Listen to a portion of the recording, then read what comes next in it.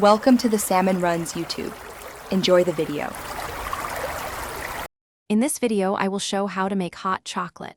First, gather your ingredients. You'll need 2 tablespoons of unsweetened cocoa powder and 2 tablespoons of granulated sugar. Also, have 1 cup of your favorite milk ready, whether it's dairy or a non-dairy alternative. Don't forget a small pinch of salt. It really helps to bring out the chocolate's richness.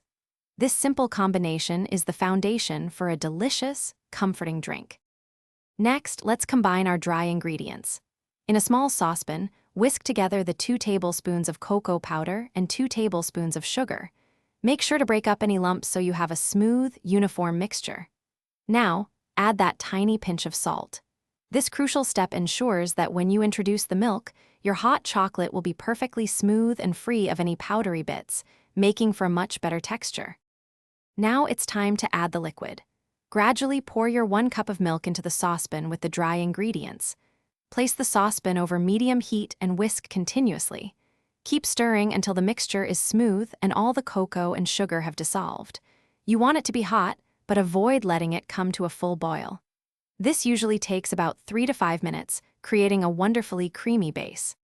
Finally, your delicious hot chocolate is ready to enjoy. Carefully pour the warm beverage into your favorite mug. This is where you can get creative with toppings. Add a dollop of whipped cream, a handful of mini marshmallows, or even a sprinkle of cinnamon. For an extra layer of flavor, a dash of vanilla extract works wonders.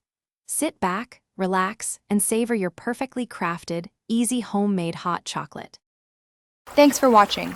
Consider subscribing if we helped you.